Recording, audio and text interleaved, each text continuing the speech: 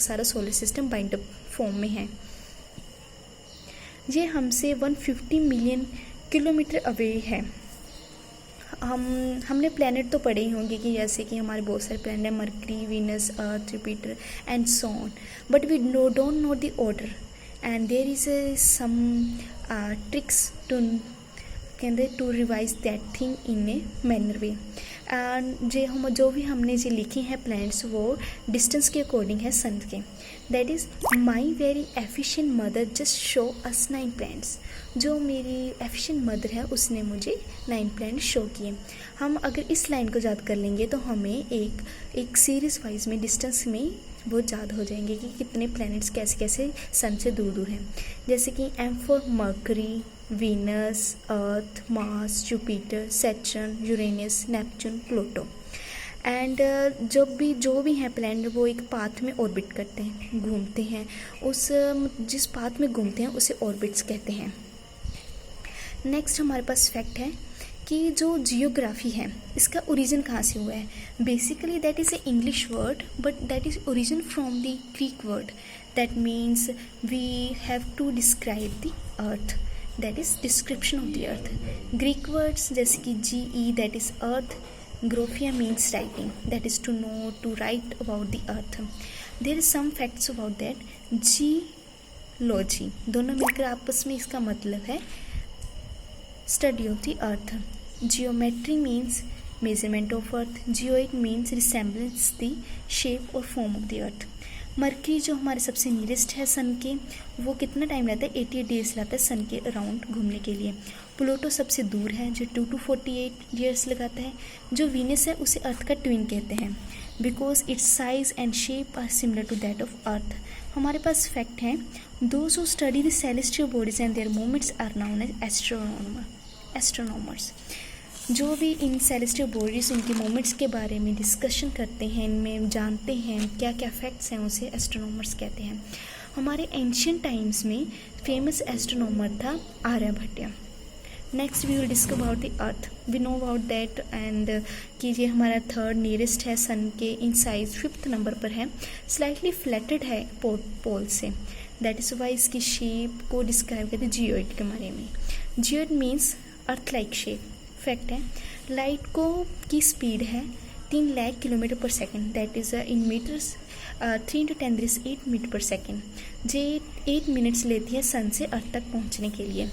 Blue planet जो हमारी अर्थ है उसे ब्लू प्लैनेट कहते हैं क्योंकि अगर हम उसे आउटर स्पेस से देखें तो इसका 2/3 सरफेस है जो पानी से घिरा हुआ है, that is known as blue planet. Facts है कि Neil Armstrong was the first man to step on the earth on the moon, that is on 29 July 1969. That thing you have to remember. कौन है जो Neil Armstrong है जो पहली बार सन पर आया, मून पर आया था, कब, 29 जुलाई 1969। अब देख लो अब कितना 2020 हो गया है, कितना पुराना, कितनी डिस्कवरी कितनी पहले हो चुकी थी हमसे। द मून का डायमीटर है जो अर्थ का 1/4 है डायमीटर का, और इसकी distance away from the earth is 3,84,400 kilometre. Moves in 27 days around the earth. Satellite क्या है? सैटेलाइट सेलेस्टियल बॉडी है जो कि हमारे प्लैनेट के अराउंड घूमती है in the same base as the planet moves. जैसे कि बाकी सारे प्लैनेट सन के इर्द गिर्द घूमते हैं, वैसे ही सैटेलाइट प्लैनेट्स के आले दुआले घूमते हैं। जैसे कि ह्यूमन मेड सैटेलाइट होते हैं उसे आर्टिफिशियल कहते हैं, जो नेचुरल होते हैं वैसे उसे कहते हैं नेचुरल सैटेलाइट। जैसे कि मून है वो एक नेचुरल सैटेलाइट है। ह्यूमन मेड सैटेलाइट्स के कुछ एग्जांपल्स हैं इंडियन सैटेलाइट से इनसैट, IRS, एजुसैट। अब हमने पहले भी कहा था कि हम कुछ डेफिनेशन पढ़ेंगे जो हमारे पिछली डेफिनेशन में काम आई थी, दैट इज़ एस्टेरॉइड्स एंड मेस्टेरॉइड्स। ये होते क्या हैं? एस्टेरॉइड्स होते हैं जो apart from the stars, planets and satellites. ये ना ही स्टार है, ना ही प्लैनेट्स हैं, ना ही सैटेलाइट्स हैं। There are numerous tiny bodies which moves around the sun, this bodies are called asteroids. कुछ टीनी ऑब्जेक्ट्स हैं, बॉडीज़ हैं जो कि सन के इर्द गिर्द घूमती रहती हैं, उसे कहते हैं हम asteroids. They are found between the, ये मेनली कहाँ पर मिलते हैं? मार्स और जुपिटर के बीच, that is point to be noted. के कहाँ मिलते हैं, दैट इज़ मार्स और जुपिटर के जो कि बिटवीन स्पेस होती हैं उन वहाँ पर मिलते हैं. Largest asteroid is Ceres. And next we will go for the definition of meteoroids. Small pieces of rocks which moves around the sun are called meteoroids. जो सन के इर्द गिर्द रॉक्स की फॉर्म में पीसेस हैं उसे मेस्ट्रॉइड्स कहते हैं. जब ये comes near the earth drop it, जैसे कि ये अर्थ के नियर आ जाए, अर्थ पर गिर जाएं, तो फ्रिक्शन एयर फ्रिक्शन के कारण क्या होता है, वो हीटअप हो जाते हैं, बर्न हो जाते हैं. वो इसमें हमें फ्लैश मिलती है, फ्लैश लाइट, जैसे कि आपने हिंदी में पढ़ा धूमकेतु, that is the asteroids. Sometimes not be completely burn from the earth and makes a hollow.